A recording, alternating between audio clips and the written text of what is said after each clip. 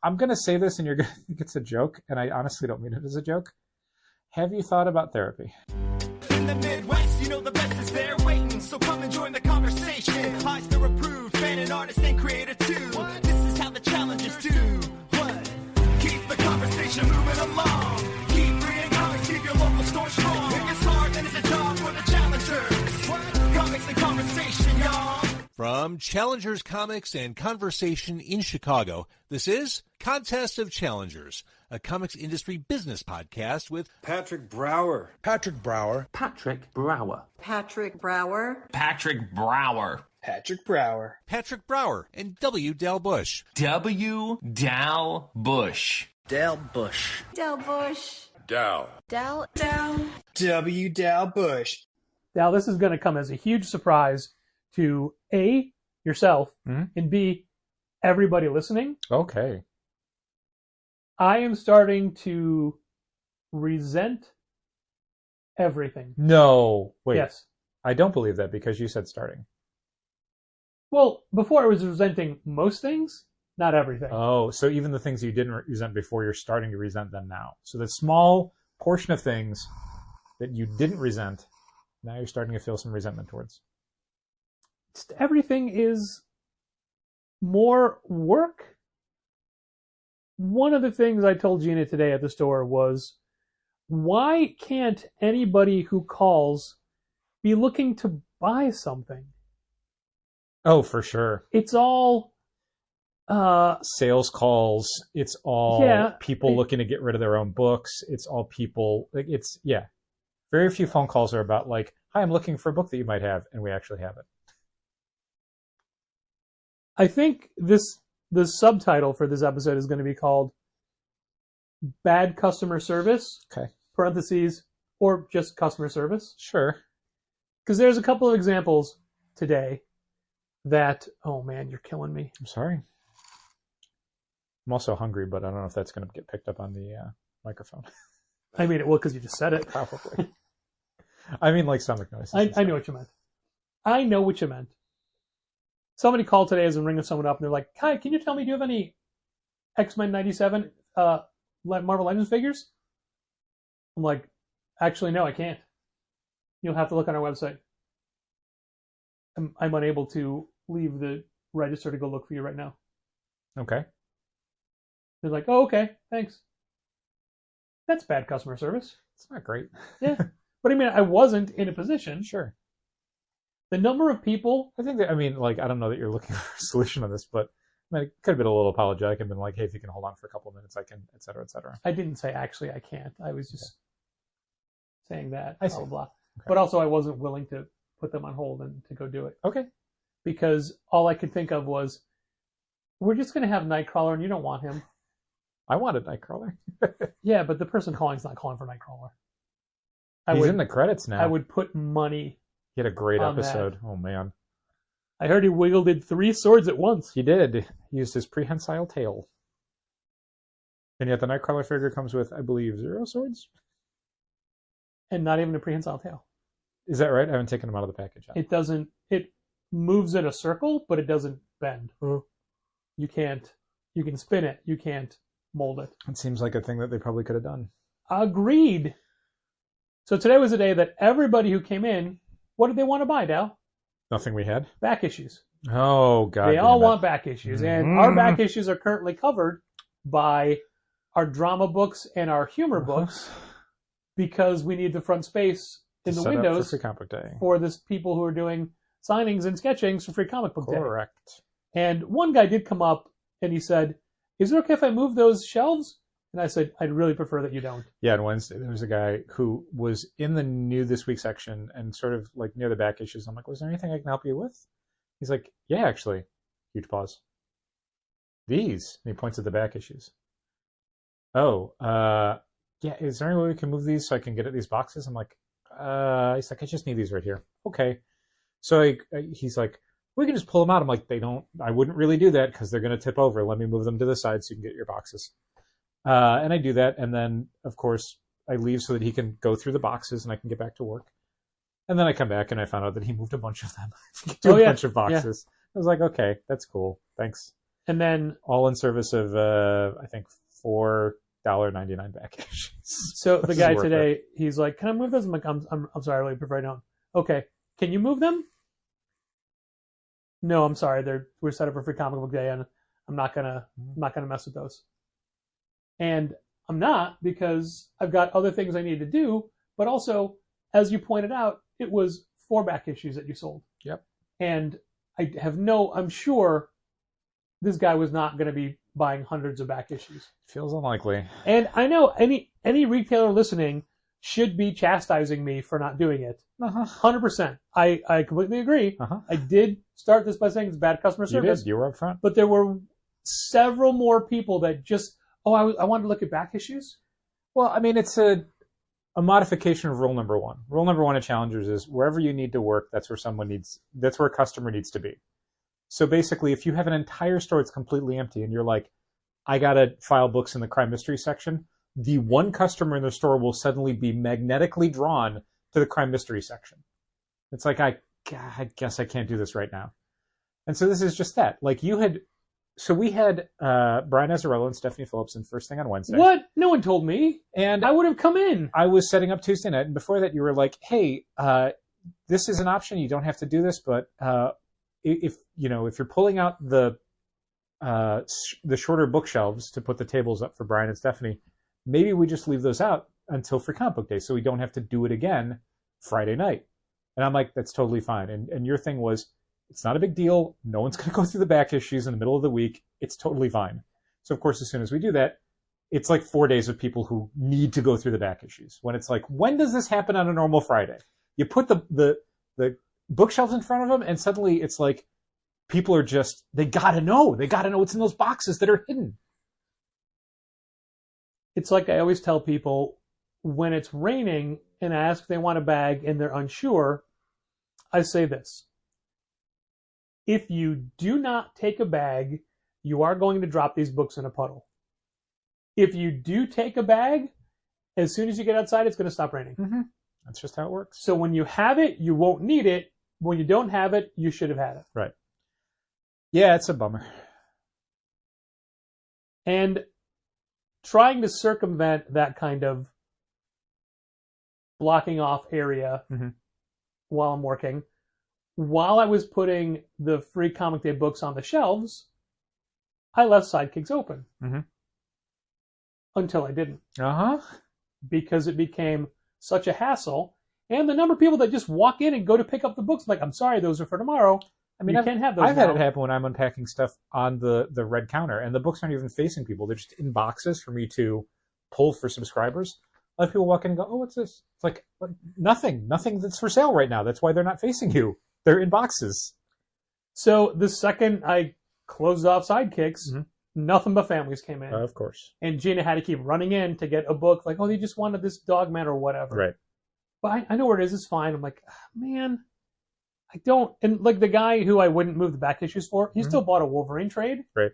But I could tell, and like I even felt bad. Because it's not a great experience, and you know it. You know how you would feel if you went to a store and you were like, oh, this thing that I wanted to look through that you have, there's a thing in front of it, and you're like, there's a thing in front of it at the end. Like, that doesn't feel great.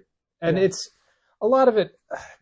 We don't have a small store, but whenever we have to set up for Free Comic Book Day, or honestly any event, it always feels like our store is microscopic.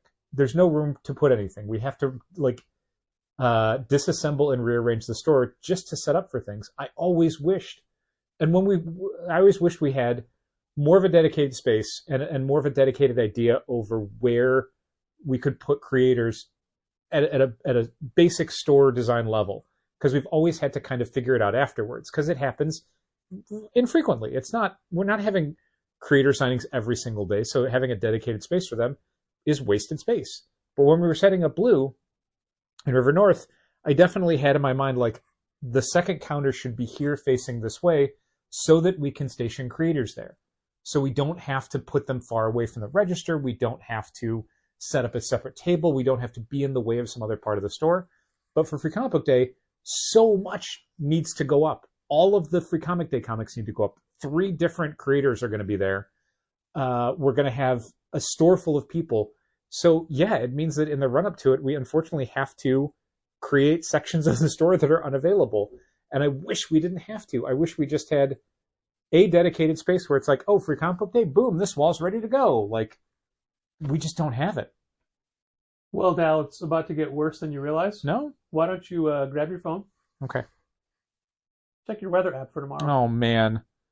I've been checking it all week, and it's, I got rain, but not until 7 o'clock. Oh, that's great, because when I checked it earlier, mine said Chance of thunderstorms precipitation. from 10 a.m. through 7 p.m. Because we were supposed to get thunderstorms this afternoon, and they got pushed back.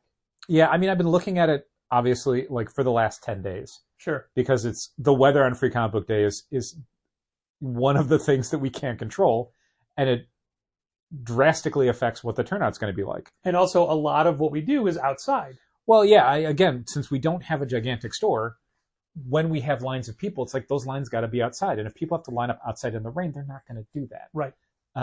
Yeah, looking at this, it looks like the weather's going to be real warm, and we'll have some precipitation at the very end / after we're closed. Certainly after, like, the main thing that we need for any Free Comic Book Day is the first 3 to 4 hours to be clear skies. Or if not clear skies, then not actively raining. Because that's when the most people are outside. Like, past the first couple hours, the line's not nearly as long. We're moving people through the store. It's more of a steady flow of people that we can accommodate in Sidekicks where the Free Comic Day comics are, rather than, you know, dozens of people in a line that snakes around the building. What if we, for future signings, move the 2 poster bins in front of the back issues, set up a table there? Yeah, sure. It's a little tricky in that I don't know how far out the table would go and if that would start to interfere with, like, the new comic rack. I don't think it really would. It wouldn't, because it's not as long as those 2 poster racks together. And also you have the 2-foot area of the dump rack at the end. Yeah, I like that. It's a good idea. We've done that in the past for, like, when we've had speaking engagements with authors. Yeah. So we don't have to move them And around we too will much. again next week. Yeah. Multiple times. No, I'm definitely into that. I think it's a fun idea. It unfortunately only really works if you have one creator. If you have more than one creator, Yes. you can't do it. For real. But specifically, if it's somebody with a new book out and people on a Wednesday or whatever, people are going to the new release section anyway. Yeah. And the thing I think you might like the most, that's as far away from us as the creator community. I'm okay with that. And they're in camera view, so we can definitely monitor that section. So if things are going weird, we have an eye on it and can Absolutely. get back there. So that's another thing today. We had 2 cameras out. Oh, that sucks. I'm like, all right, well, I have to go up and fix those. So I moved the poster bins out of the way, go up to that one, fix it, comes on, come back down. But I had to, while I was there, I'm like, oh, let me empty that gutter, which I took a photo of how much water came out of it. Oh, my God. It was an excessive amount. Gross. And so I left the poster racks moved to the side because the ladder was still there because I had to go back on the ladder. Sure. That was when someone needed to be at the dump rack to see, right, what's behind these poster bins. Rule number 1. And then when I put the poster bins back so they could get to the shelf, and I went to empty the bucket, when I came back, they were standing directly under the second camera. Come on. Rule number 1. Come on. It is uncanny. Like, again, the number of times where there is literally one place I need to get to in the store, and there's literally one customer in the store, and they put themselves exactly where I need to go. It's like, you gotta be kidding me. But here's the thing. They're not there until you realize, oh, I need to go do that thing. This isn't that's like when somebody... they move. Like when you take a step from behind the counter, that's when they go, oh, I'm going to the toy area or whatever. It's like they just know innately where you need to go, and they got to get there first. It is bizarre. And again, rule number 1, because I have seen this in action for 16 years. Thousands of times, I dare say. It is nuts.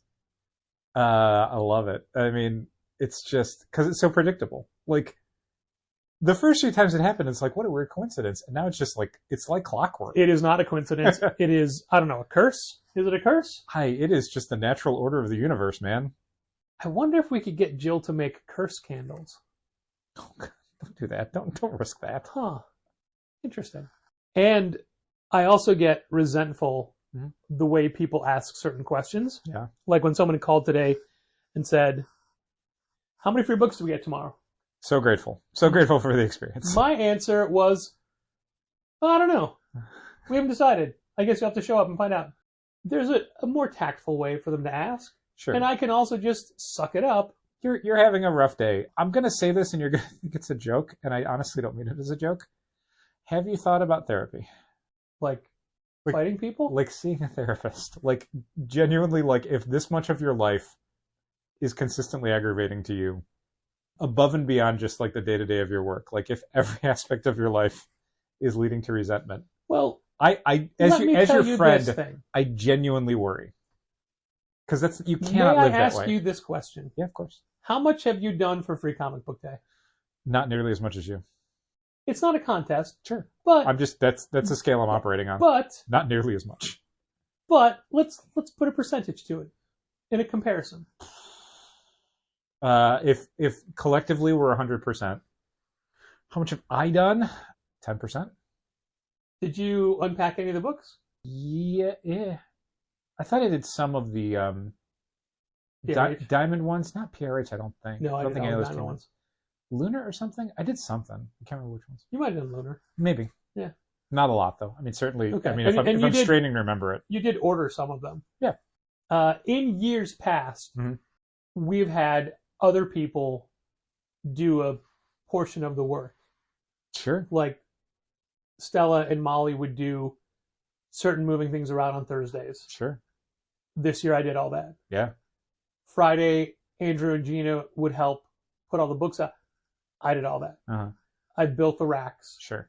I got everything down from up top. Yep. I'm just saying it's a lot of work. It's a lot of work. And there's a lot that needed to be done today. Absolutely. And remember what I said yesterday when we talked about what I'd done at the store? Mm-hmm. I said, it's so much easier when you can just do that without the distraction of customers. Yeah. Without having to, because I wasn't working the store. Right. I was just doing that. And at that point in the day, nobody was in sidekicks.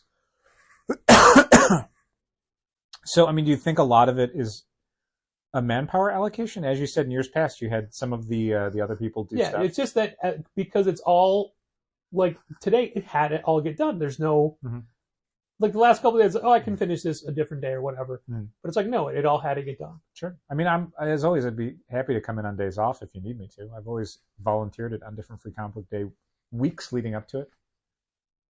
Yeah, but you always say, you don't need me to come in, do you? I don't say it that way. That may be just how I hear it. That is definitely clearly how you hear it. That's not how I say it. So I think I'm owed some aggravation. Absolutely. And I didn't mean to frame it just in the sense of like how rough today is. And obviously today's going to be rough. It's the Friday before Free Comic Book Day. And also it's not even a week after C2E2, which was its own amount of work, even though we weren't set up there to sell or anything. I meant it more in the sense of your original statement that you've begun to resent everything in your life. Yeah, but that's just drama for the podcast. If it's hyperbole, it's fine. I mean, there's an off the podcast conversation to be had about whether or not you resent everything in your life. But yeah, no, it's the time leading up to Free Comic Book Day is incredibly difficult. It's super stressful. And you know, the Sunday afterwards hopefully is relaxing for everybody. But it's also the added stress of, oh, this gutter has to get emptied. Oh, these cameras are out.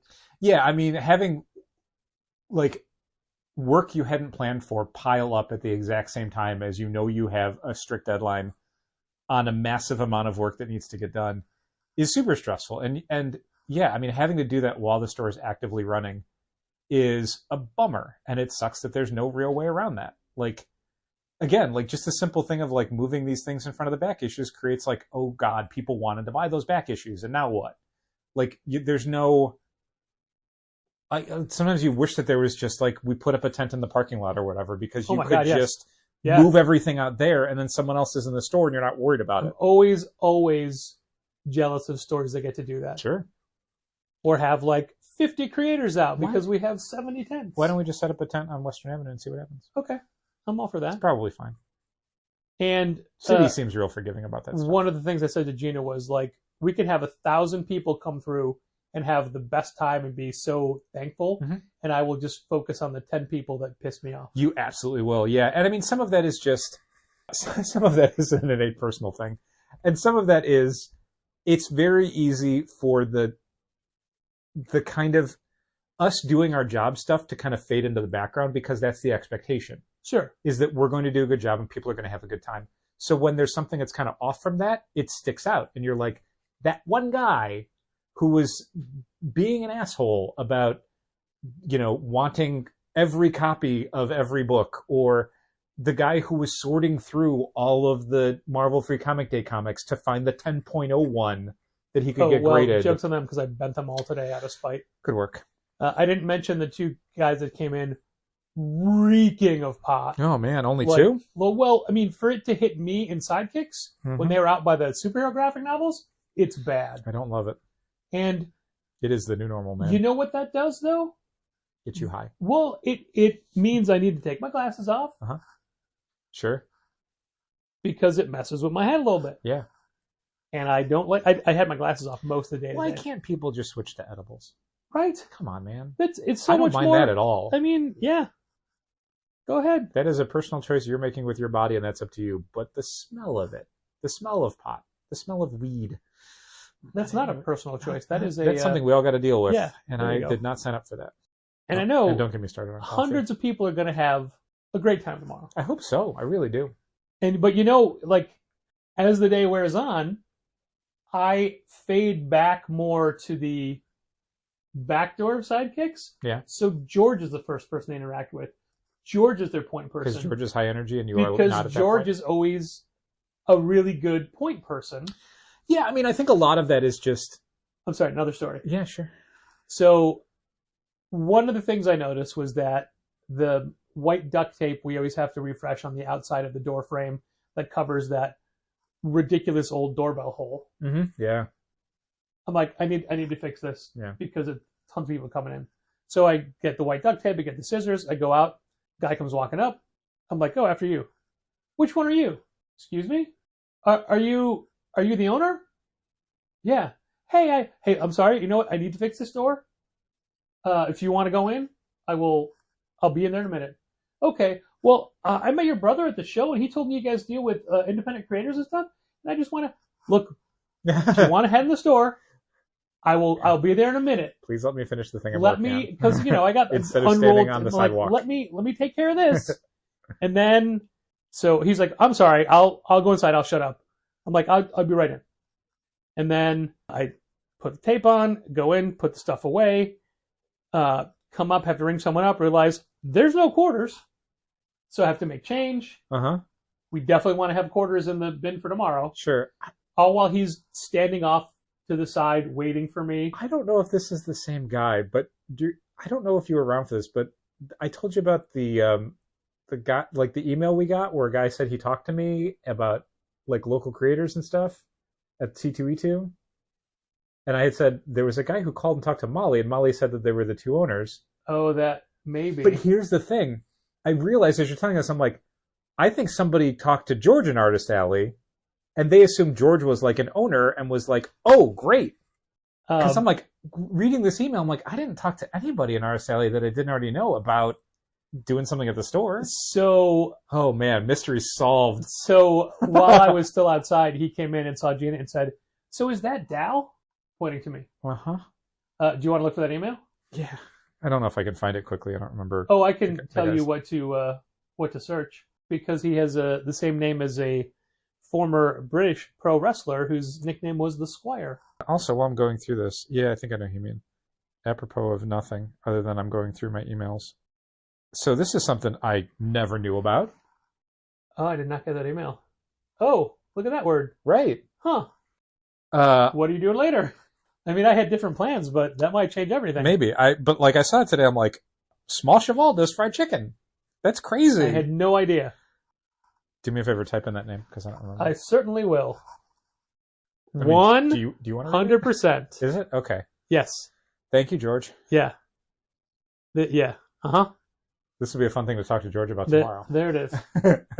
Hey, you know what? He doesn't know that we've changed our policies on consignment. And I mean, like, it's... And look, moral of the story, I took that guy's books on consignment. Sure. And we'll be doing a signing with him later. But I'm like, look, I can't... We're booked for the next 2 months. Hit me up in a month. George. You can come in on a Saturday. We'll set up a table. Not just the first like time those. people have assumed that George is part of the ownership of Challengers. Sure. Because of how he presents himself in public events. One of George's best friends thought he was, like, this was his store. It's cute. And I am very happy that he is so invested in the store that he champions it wherever he goes. Yeah, honest to God. And I mean, I don't know But I did the same thing you did. I don't know if people... Yeah, thank you for making it work. I don't know if people know this, but I genuinely, as proud as I can be about Challengers as a company and what we've accomplished in 16 years and how people feel about the store, I don't necessarily feel any need to be visible in that. Like, Challengers is a thing that's the combination of a lot of people's work, and regardless of my percentage of ownership, I just want people to have a good experience and think good things about the store. Before you realize it will be 100%. So if people think George is an owner, or if they think Patrick is the entire face of the company, I'm completely fine with that. I don't care. And I kind of, ideally, I am less visible all the time. That's totally fine with me. I am happy to recede into the background and be a cog in the machine. With that you being less visible all the time, but I do work more days a week than you at the store. Yeah, you do. See? It is, not this week though. Yeah, it's true. Oh wait, no. Yes, because you have to come in tomorrow. I do. Yeah, we're even this week then. No, because I count Thursday. Right, but for me that's Tuesday.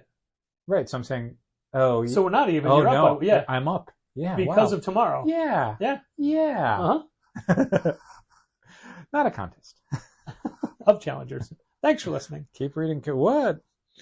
Chicken sandwich at Small Cheval, their burger place, and tenders. I don't know that I love. This is going to be off topic, but I got to talk about this. One of the things that's so great about Small Cheval as a hamburger place is they do one thing. If you go to their spot in Bucktown, there's a board outside, and it lists like 3 things. It's like hamburger, cheeseburger, fries, shake. I don't even. Yeah, I think. So I guess 4 things. But well, a hamburger is a cheeseburger, and they're golden fries, thing. Patrick. Sorry, and that's. Like, they also obviously do, like, you can get cans of soda, you can get beer, you can get some cocktails, but, like, the whole point of their menu is they're just making burgers all the time. That's it. Like, what goes on the burger could be cheese, it could be pickles, lettuce, tomato. 3 toppings, Dijonnaise. Which is delicious. But they're just a burger place. So them doing chicken is a thing of, like, I don't know if I want you splitting your focus. Maybe it's just Hyde Park. Maybe Hyde Park is equipped in a way to do chicken where... like Bucktown isn't. Certainly Bucktown's under renovation right now, so they're not really equipped to do anything. Yeah. Yeah. When I saw that email, I'm like, Small Cheval fried chicken? Like, I genuinely had a moment of, it's not April Fool's, right? Because it seems like an April Fool. Is Small Cheval being like, and we do chicken? Like, you don't do chicken, you do burgers. I think if you're Small Cheval and you want to do an April Fool, you say steak. No, I think chicken is the joke version of, like, hamburgers. It's like if KFC did an April Fool, it would be like, we do burgers now. It's like, ha ha ha, get it? KFC doing burgers. Anyway, I had to get that. I had to get that off my chest. It was. I'm super curious and also kind of scared. Yeah. Well, I want to thank patron Heidi D for the sewing machine that she lugged all the way from Madison, Wisconsin. The wilds of Wisconsin. To bring to me after my talk of making a vest tomorrow. Should I wear the Evil Uno vest? To Free Comic Book Day? Yeah. Your call? It doesn't have... That's a no. It was either that or a Batman cape or both. Or neither. I think neither's fine. I think just regular store clothes is fine. I mean, it would still be store clothes, just it would be the Evil Uno vest. Oh, okay. Not the costume. Not the mask, just the vest. Okay. Go with your gut. Well, last year I had a Peacemaker helmet. You did you? you Yeah. did. And I specifically made the Peacemaker symbol for... Sure, but in fairness, we had Kyle Stark's hat Sure. for the release of Peacemaker. Yeah, but Evil Luna, to my knowledge, is not going to be a showing up. Batman cape could be mistaken for a Darth Vader cape. It could. I don't know. I think it's... I don't have any Star Wars stuff I can give you to like bring or carry or whatever. I think it's slightly more fun when we dress up as well. Sure. Yeah, Gene had the same reaction you did, though, so I guess not. Maybe Gene and I are just both completely off base. Well, I had to explain to her. I'm like, I don't mean the whole costume. Do the Picture Batman what cape. I'm wearing now, but with Dark Order symbols on the vest. I think the Batman cape's a good idea because it's also something where if you decide you don't want to do it, or you reach a point in the day where you don't want to wear it, it's easy to remove. Oh, you didn't think I'd bring a spare vest? I'm saying you wouldn't have to bring a spare vest if you did the Batman cape. And the fun part about this is that anyone listening doesn't get a vote because it's too late. Correct. By the time they hear this, even if it's the early Ship patron has edition, sailed. it's too late for them to vote. I want to thank Drew and Ashley for coming in toward the end of the day and bringing refreshment. Ooh, and libations. I must say that I enjoyed the blood orange ale, or lager, sorry, and the blood orange tequila seltzer. Ooh. That was my favorite. And then also there was a pistachio cream ale, which was good, but my least favorite of the three because it seems like it would be little, the least little favorite. bitter. Yeah, it was very creamy. Not a whole lot of pistachio flavor. Blood orange sounds better. Yeah, it sounds like a good refreshing beverage. And Jetty Lewis came in today. Yeah, she was on her way. She's going to be in on Saturday. Yeah, two times in 2 days. She's doing this. She did these amazing murals. Was she just making sure she could find the store again? No, she just. I let her pick which table she's taken, and she's taken the north, south, middle. Middle. Okay. But the middle is this one needs a tablecloth table. Sure. She's like, oh, I'll take that beat up one. She dropped off a set of her X-Men postcards that she made just for this event. Cool. And they are gorgeous. I imagine. She's really good. Incredibly sexy. Ooh. She has this incredibly smoldering, coy emo Wolverine where he's crouching. He's in the yellow suit, but without his mask. He's got the claws up, but his face is half shadowed. He's got these deep eye ridges under him. But he looks brooding. He looks like he's just tortured inside. Ooh. And then there's if only Storm, some redheaded telepath could save him. Storm, Gambit, and Rogue, and they're so hot. Nice. She's such an incredible artist. It's great. But also such a breath of fresh air. Sure. And we talked a lot about karma and when it's okay to hate. Oh, I thought you meant the New Mutant character. Sorry. Like, that's random. What a deep cut. What a nerd I am. Just has such an amazing the concept of karma. Outlook on life. It's existed for thousands of years in various philosophies and religions. Yes, of course. No, that and it one. possesses people. That one, of course. Possesses Obviously. people as well. So she also brightened the day as well. That's great. Yeah. So like a blood orange. Right. I don't resent everything. That's great. I'm glad to hear it. Just people in my way. You mean on the road on the expressway? Which right now is you. Oh. And of course, Gina, who completely handles all of my moods wonderfully. Good for her. And is able what a trooper. And is able to get the normal work of the day done while I am in the other room. Occupied/preoccupied. However, I mean, I was leaving the books until later in the day. I'm like, I don't need to start this until like 4. Yeah, of course. I started at 3 and it took 2 hours. Okay. Just because of I unpacked every box and just threw everything up roughly where I thought it would go and then moved it around, spread it out. Massaged and it a little bit, yeah. And then constantly went back to the back to fill in gaps. And then we have a hidden area of restock behind, like, because all the far west wall is empty. Okay. Because we move all the shelves in front of it. Okay. So it's easy to just slide things behind it on the shelves to restock from there. Sure. I'm excited to see how it all looks. There was a couple of times where I'm like, this is enough. No, Dal said I have to get the vault books. Oh, look. I offered it as a choice. They're on the bottom. They're on the very bottom. I offered have it to as a bring those choice. in. You don't have to do anything. Oh, it's too late. No, they're done. I'm not the boss of you. I had your voice reflecting in my head, reverberating like you have to bring those in. Also, First thing I would say if I saw the shelves, oh, you didn't want to use the vault books, huh? I did use them. Also, I'm sure I would have even forgotten about that. It's like 4 o'clock. That would be A+. And I cannot guarantee how I would respond. Oh, at first, violently. Eventually, more equanimically. Like like a horse. Oh, no, I thought like the Detroit Lions player. Equanimous St. Brown. Uh-huh. As opposed to Amon Ross. I just like saying that. That's fair. I can understand that, why you would. Early text from Josh Emmons before I even got in. Yeah. Asking about, or telling me about what he planned to bring tomorrow and making sure it was okay, or are we tired of it? I'm like, we are not tired of it. No. 100%. Love it. But because we've got how many people? 11 staff members. Jesus. Allegedly.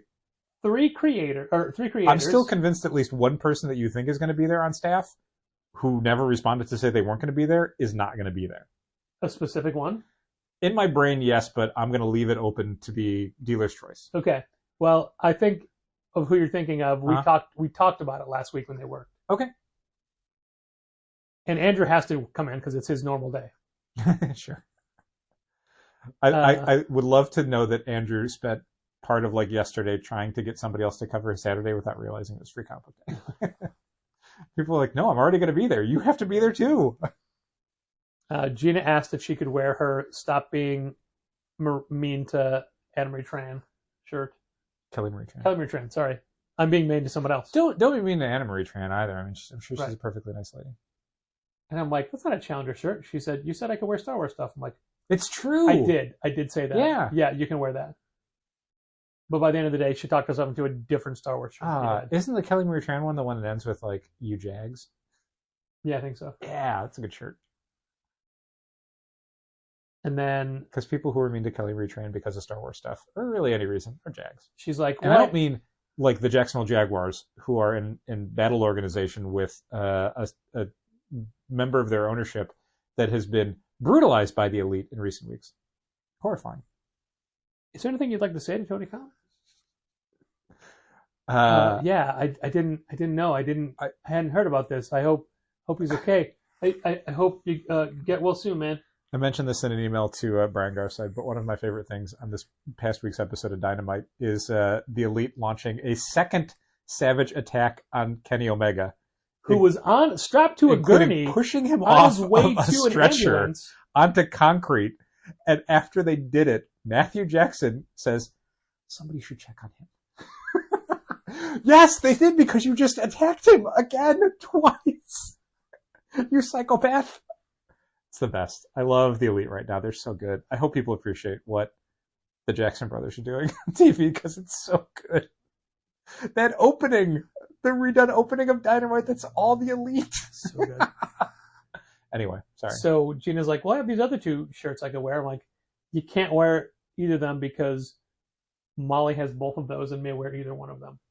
Directed by Ryan Johnson, or... They can't contact each other to find out which Super Yaki shirt they're wearing? And then she has a Star Wars scroll shirt. I assume was starring Ewan McGregor was the other one. But all it is the Willem Dafoe speech in the lighthouse in Star Wars font and in a scroll. I'm like, that doesn't count. Oh, That's not a Star Wars shirt. Yeah, one of those 2 things t-shirts. No. She has starring Adam Driver. Oh, that's one too. Yeah. Yeah, but I'm saying... You're right. The Ryan Johnson or it's both ones that Molly could potentially have worn. Yeah. Sam texted to ask if she could... Does she have to wear a Challenger shirt, or should she wear her current regular store attire of shirt and tie? Yeah, sure. That's what I said. That's what I'm wearing. Yeah. You're not wearing a... Technically, I'm wearing a 3-piece suit. You're not wearing a Steve Grayson and an Evil Uno vest, which is what I was trying to talk you out of wearing yours, so I could wear mine. That's fine. Common Rider wig. Yeah. Deca driver. Yeah. You should. That'd be fun. If only I had unpacked all of my CSM Blade stuff. The Blade Rouser and Dang the it. whatever the other one is called, the Blade Sword. I think that just compared to her other job, this is so much less stressful for her. She was like, no, there's a break. Yeah, I mean that's what I was thinking about when you're telling the George stuff about how later in the day you want George to be the person they see because George has high energy and George is very outgoing and George is very good with people. And it's like, yeah, because he doesn't do this every day. Like, Don't take it away from him. And he's good at it. And I don't want to make it sound like it's not unique to him and it's not valuable. And it is both of those things. But one of the things that's sometimes a little frustrating to us is how a lot of people who don't work in comics or don't work in retail or don't work in comics retail have this conception of like, running a comic shop must be the most fun job. And it's like, it's still a job and it's a lot of work. And the ability to be really high energy like that is not something that we can necessarily do 24/7. We try to turn it on for customers in general and for events specifically, but like sometimes it's hard to do. And it's the longer you've been doing this job, the harder it is to kind of tap into those reserves, as opposed to somebody who's coming in from the outside where it's like, oh, this is super fun. I gotta say hi to people and look at the costumes and the kids and everyone's so excited. And it's all of the things that we try to do on Free Comic Book Day is try and match the energy of the people who are coming in who are excited about this. But like you said, It's true, you do that. but like, no, I mean, you do too. But like you said, it's sometimes hard to respond to that energy instead of the people who are irritating you energy. Yeah. Where Yeah. you find yourself matching that energy instead, and that's not helpful to anybody.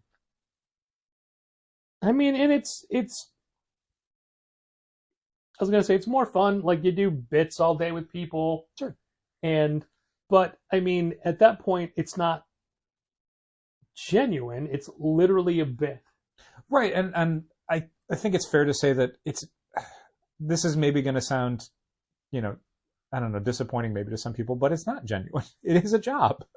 Like, this isn't me coming in to work Free Comic Book Day because I want people to have a great time or whatever. Like, doing it because it's my job and I want the store to do well, and hopefully the store does well when people have a good time. Right. Sure. Like, But those things are a correlation rather than just two individual data points.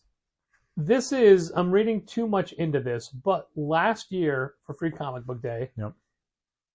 It went great. Mm-hmm. Everyone had a great time. We were all top of our form. Mm-hmm. We also had 2 tables of boxes and boxes and boxes of extra free books Mm-hmm. that no one paid attention to the rules because we didn't police it. But it was so much extra goodwill, if I may use that phrase. Sure. In such a bonus we were giving to anybody who came by. Mm-hmm. And then we have one of the shittiest years we've had in a long time. And I just thought that it doesn't feel like that kind of stuff resonates. Yeah, I mean, it's a hard thing to feel. It is hard to feel. It is. It's a hard thing. Actually, apparently, to feel. it's easy for you to feel, and then to feel slighted because of it. I thought you meant necks under my fingers. Yeah, we've definitely had an issue where we feel like we're putting a ton of effort in, and we have this kind of general vibe of people really liking what we're doing, or specifically telling us how much they love the store. And then we have the opposite. I don't know how I say this. The opposite In the till. evidence of financially not doing well, and then being like, well, I don't know how much it's like, I'm glad people are having a good time, or I'm glad that things went well, or I'm glad that people had positive experiences in the store, but I need money more than I need that.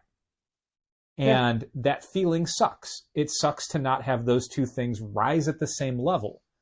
And there's almost nothing for it, unfortunately.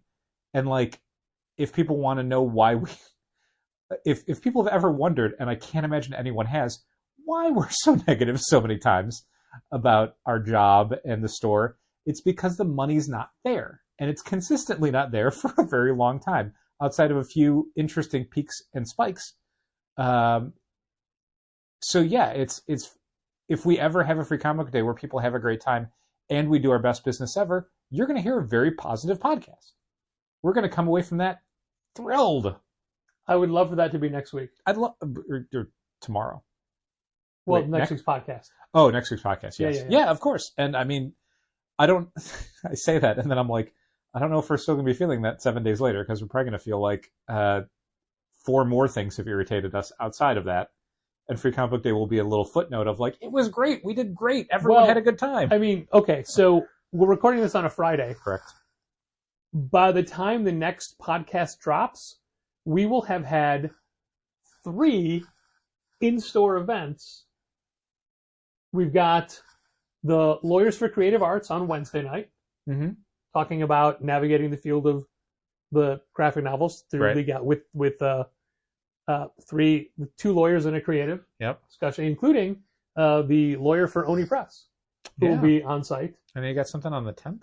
And then we have Sage Coffee's Wine Goats On the 10th. Yeah. discussion. Yes. Yeah. And then Free Comic Book Day, of course, the first one. Yes, sure. So 3, and like not just I'm going to set up a table and have somebody sign and do their thing. Right. But this is all, we need tables, Speaking we have chairs, engagements, that kind we of have thing. a moderator. Yeah. We have, so there's 3 big events in this next week. Sure. So we'll definitely see how we sound. Yeah. And I hate how militant it is. I hate how, not even militant, how, what's the word when it's always focused on money? Monetary? Yeah, I guess. I hate how monetary it is. But, and without getting into too much detail, I just did the April numbers. Compared to last year, they're real bad. Yeah, so I mean, that's the part of it. They're real bad this compared to isn't, last year. I don't want to frame this as a thing of greed where it's like, it only matters if we're doing huge business. No. It only matters if we're staying afloat. So if we could get to that level, I would be totally fine with people having a great time and that's the end of it. Like, it would be nice to get to that level reliably. Yeah, the end. It's now time to thank our Patreon supporters, including our annual patrons, Usi Arun Singh, Becca Hilburn and Joseph Coco, Bren Helt, Dal's mom Diane Bush, President of the Brian Garside Fan Club, Django Borin, Philip Sablik from Boom Studios, Jose and Genevieve Villagomez, Josh Crowley of Westfield Comics, our bestest wrestling watching pal, Michael Lee, Michael Romanenko, our patrons who have created their own tier, Andrew Drew Troit Aaliyah, Bridget K. Neville, Chris Burton, Claudine Neville, our other generous patrons from the Say My Name pledge level, Ben-Hur Benedict Calaguas, Brad Brooks, Manage Comics Own, Brian Garside, Christopher Haith of Crooked Dog Comics, and congratulations to Chris and Jessica for the grand opening of Crooked Dog Comics this Free Comic Book Day in Middletown, Ohio. Best of luck. May owning a shop be even better than you dreamed. Drew Triner and Ashley Edwards, my brother George Brower, Heidi D., Holly Aitchison, Jacob Sorelli of Kamikaze, Josh Trigg, Mark Hammond of Aw Yeah Comics, Margie, Keith, Logan, and Malcolm Springham, Matt Armstrong, Mitchell Davies of All Star Comics in Melbourne, Australia, Morgan Dynamite Perry, my longtime pal Robert Burns, Ron Payne, Sean Bowers, Tad Eggleston and Johnny Williams, Thomas Nagovin of Century Guild, Walt Grogan, Walt's Comic Shop from Berlin, Germany. And if you want to hear your name thanked on this very podcast once a month, head over to patreon.com/challengers and pledge at the $5 Say My Name level. And a big thank you to all our other patrons at the various other pledge levels. So, Dal, you were at C2E2 last week. I was. You went 2 days. You went too as well. Yeah. Did we? Really. How was the podcast last week? Was that the panel? Yes. How was it? Sound good? Was I supposed to listen to it? Oh man. So you're sure it's the panel then? I think so. Like, was the sound good? I was going to say, again, was I supposed to listen to it? Uh-huh.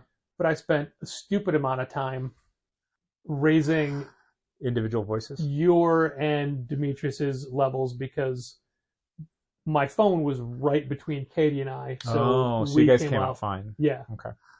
And Well, I'm thanks for doing sure all it that. was unbalanced, but it took Well, this is unbalanced. We're it unbalanced. took too much time, and I'm sure it still came out bad. Oh, well, I appreciate you trying it. Yeah, I went to C2E2. I had a good time at the show. It's My favorite thing about the panel is whenever anybody asks Dal, how'd the panel go? Dal says, we managed to fill the time. that's the priority for me. Anytime I'm asked to speak at some place, it's like I don't want there to be dead air. I literally can't remember who said this, and if they're a listener, they're going to cringe because they'll remember they said it, but I don't remember who it was. But they said, I hope you don't take this the wrong way, but Dal really talked a lot in that panel. Did I? I guess. I guess. I mean, I definitely did not. Sure. James Tynan did. That's true. But no, I didn't. I did not answer most of the questions posed. Yeah, I mean, because you were on the panel and you were speaking for challengers. Yeah, and also we didn't have a moderator, so without us discussing ahead of time as a collective of 4 people what this was going to be, I definitely felt a responsibility to be like, let me jump off here and try and like create some questions or give it a little framework or whatever, like push it a little bit as a discussion. Guide it. Not even guide it. Like it wasn't, because again, I wasn't the moderator and there wasn't a moderator, but I didn't want there to be a thing of just like no one knowing when they're supposed to talk or what they're supposed to say or what they're supposed to respond to. Because we didn't, any of us, come up with the description for the panel. So it's not like we went into this with an agenda that was set. And no one talked about book talk. I didn't. Book talk. No one talked about, is manga a big deal? I think we talked a little bit about manga. I think I mentioned that manga was a huge deal for us. Or a big deal anyway. So yeah, I mean, I hope people had a good time either at or listening to the panel. I was very surprised by the number of challengers customers I saw. That was nice. And I appreciate Sam B, bartender, our bartender. He's The not Beast a for bartender. bartender. Taking Sam photos bartender. and sending them, and Heidi taking photos, and I used them both. Nice. Both people's photos in a social post. Yeah, the panel was interesting to do. I was glad it didn't interfere with anything else from the show, that it was something we could kind of just do at the end of the day and then roll right into the lunar meet and greet / presentation. I wish I ate more of that toasted bread. That bread was good. I heard. The show itself was good. Artist Alley was, I think it's a highlight for that show, and I hope people appreciate how good the Artist Alley setup is for C2E2 as far as who they get and how they hit so many different types of comics creators. I think that's really underappreciated for that show. Here's what I heard from creators about Artist Alley. Yeah.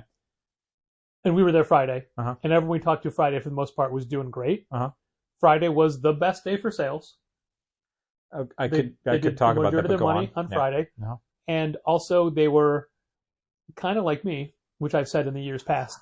They were all surprised by the lack of comic artists and how many people just did prints and stickers and stuff. Yeah, there was definitely not a lot of people bringing comic books outside of like some comics creators brought, copies of their books. But it was never, I think for most of them, a real huge part of their setup. It was something where it's like, I've got these hardcovers, but I'm really selling prints, sketches, whatever.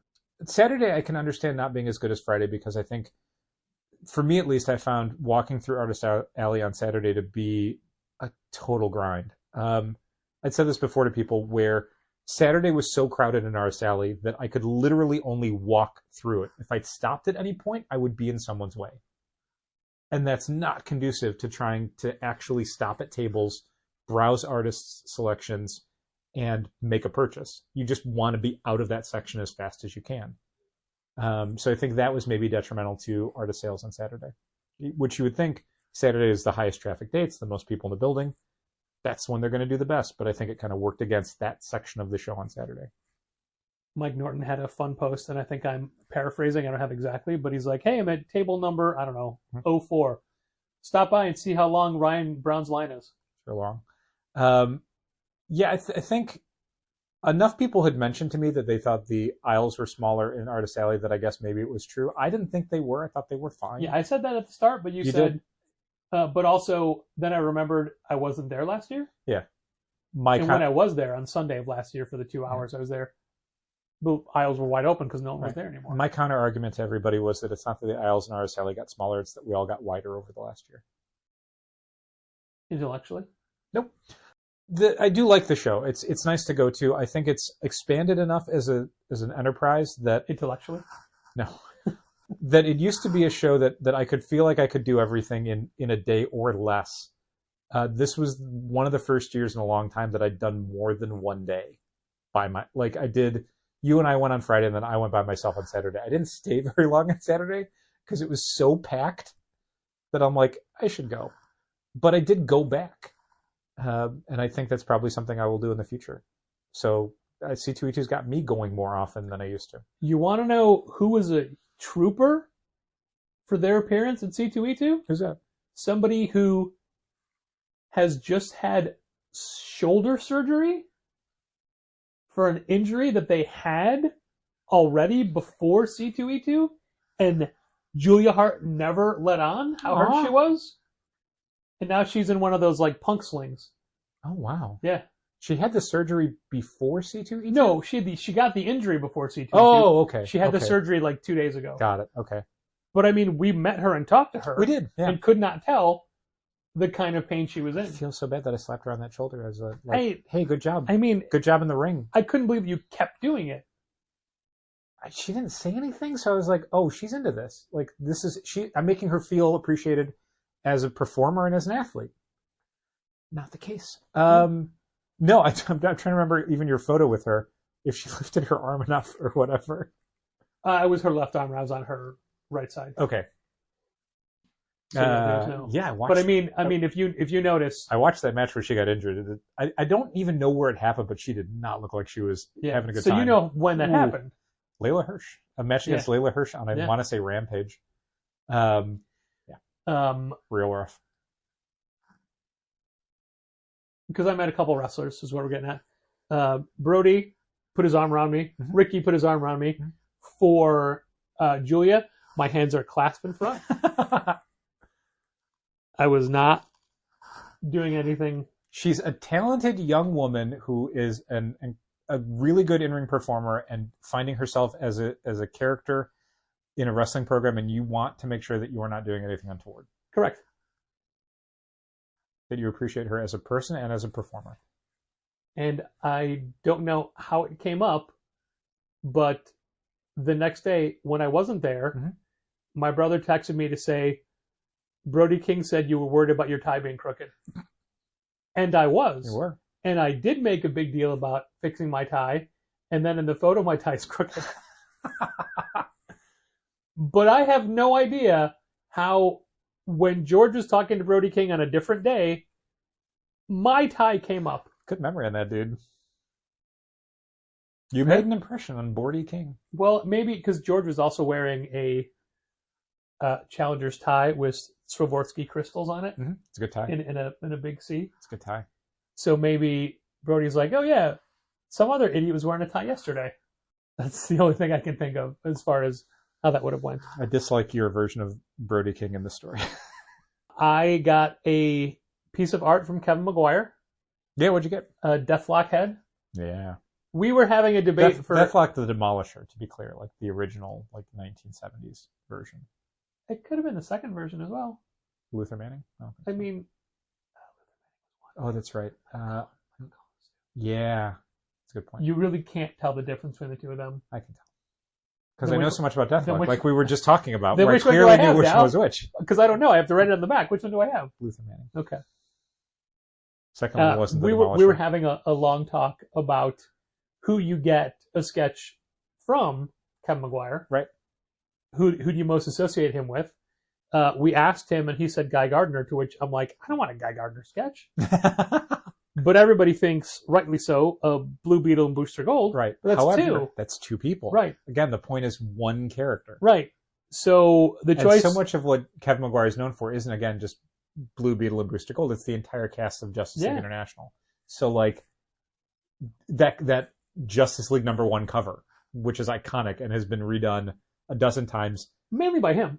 Mostly by him. He had a bunch of prints where it was like different characters in that setup. Yeah. The Doctor Who one was great. It was really good. Now, you'd come up with a good idea had I follow through with it, which would have been Mr. Miracle.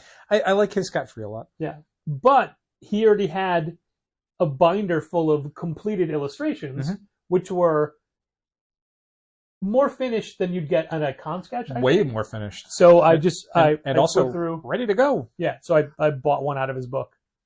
If you had him do a sketch at the show of that size, you would not even be able to get it until like maybe Sunday. Yeah, probably. So good luck. And I'm not going back Sunday, so Right. I didn't get the chance to. Yeah. And I bought some art from Franco. I got a Dazzler piece from him. Also, that was in his book. I just chose it out of the book. That was easier. I did. I've been framing some comics. I don't really have a large comics collection. It is predominantly Knights of the Dinner Table back issues and some random Legion of Superhero stuff, along with some stuff I've been given by artist friends. But I've started framing a few key comics that mean a lot to me. Nothing is super valuable. It's like Legion of Superheroes #1 by Keith Giffen and the Beer Bombs. Patrick had gifted me a copy of Aztec #1 over the holidays. Aztec what? Aztec the Ultimate Man, numero uno. So I was thinking of other books that I wanted to have. And I made a little list and I brought it to C2E2. And so I grabbed from just a couple vendors at way less than other online people were listing it for, Quasar #1 and an unbelievable Gwenpool. Unbeatable? Shit's right over there. Unbelievable. No, I got it right the first time. It's the Unbeatable Squirrel Girl and the Unbelievable Gwenpool. That's why I got it my head mixed up. The Unbelievable Gwenpool #1 by Guru Hiro and Chris Hastings. Taking away 2 potential birthday gift ideas. Sorry, bud. Also taking away space. You got them. That's I can fit like 2 more there, and that's kind of it. Yeah. you like when you were younger, going to Comic Cons. That was what you did. You back issue dove. Yeah, I'd spoken to somebody after the show and mentioned that like the days that I was a kid and I would go for 3 days, it was because it was all back issues. That's all you could really bring to a show. There wasn't all of these. You bringing meaning the vendors. Yeah, vendors. I'm sorry, I should say like vendors who set up at Comic Cons in the 90s and earlier. There weren't really a ton of like action figures you could bring or like custom made goods or custom Lego minifigures or whatever. It was basically everybody brought just back issues and back issue boxes. So you would go from vendor to vendor, looking at your list and figuring out what they've got, who has it for the right price and right condition. And that was how you would spend like 3 days. So it was, we had seen recently one of the books I was looking for at another store, like through a video online, and you were like, well, we can just get that there. And I'm like, no, I want to find it. Like part of it is like, obviously a gift is nice, but like finding it myself is better than just ordering it online. Sure. So I was lucky enough to find them both at the show for good prices. Back then? No, I'm saying gifts are nice, but I don't want to just order books that I want online. Like this isn't a thing where I'm just trying to get done with it as fast as possible.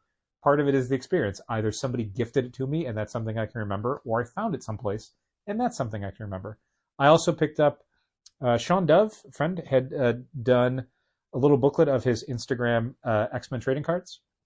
So I picked that up. And then I was walking by somebody who had some stickers and stuff, and they had done a 4-sticker sheet of their interpretation of the Transformers Bishoju statues that I've been collecting.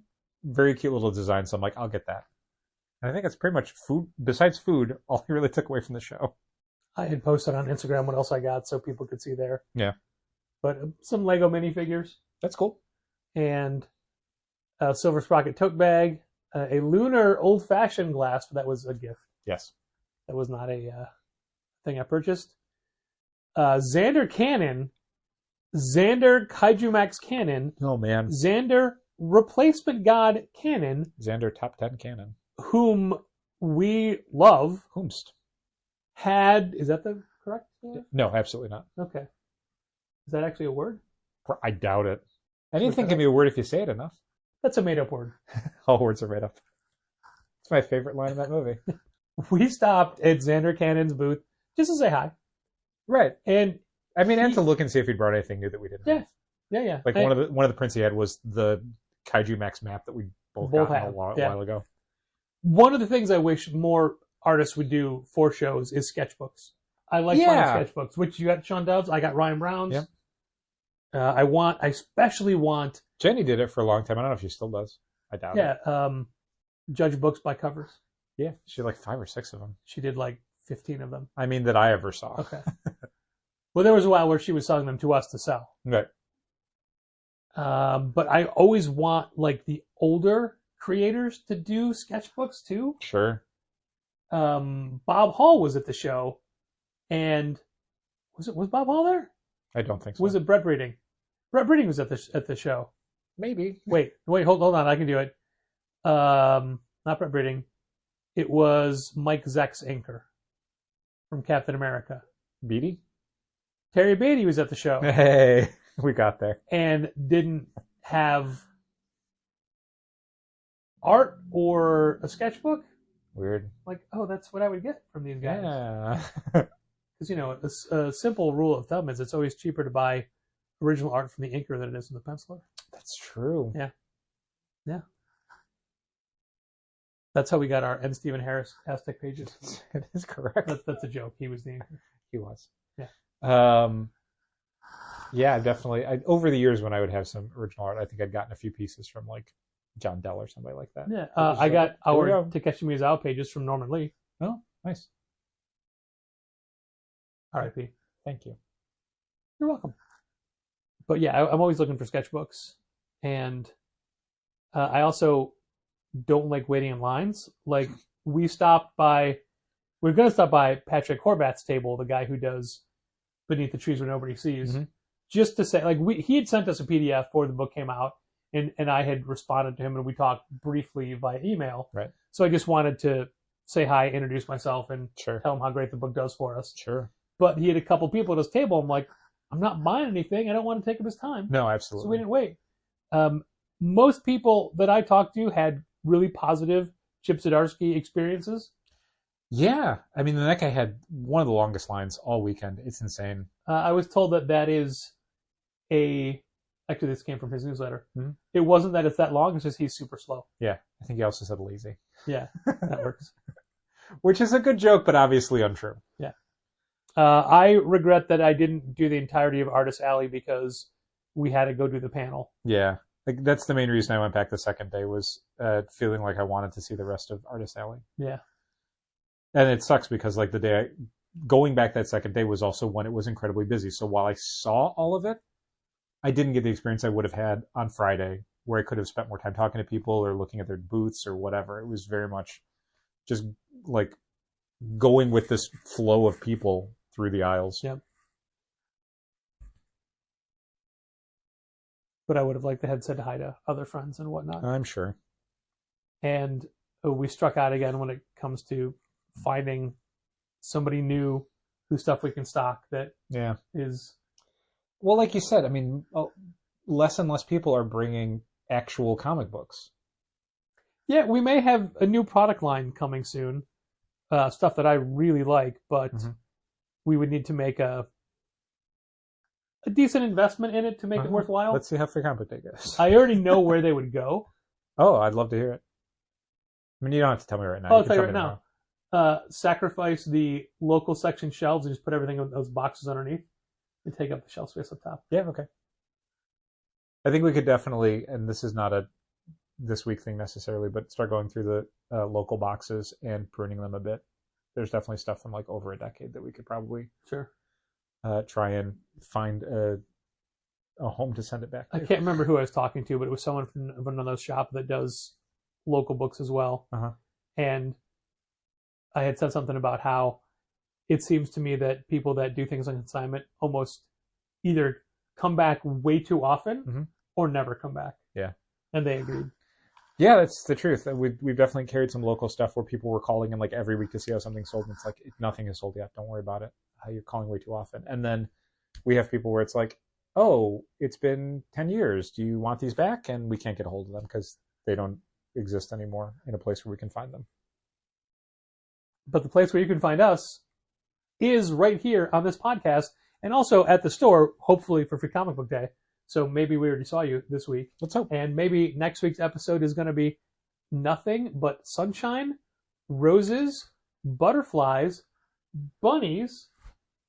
Anything? No, I was going to say that what I'm going to try and remember to do tomorrow is that tell everybody who I think listens to the podcast, I saw you during Free Comic Book Day, and they won't know why I said that.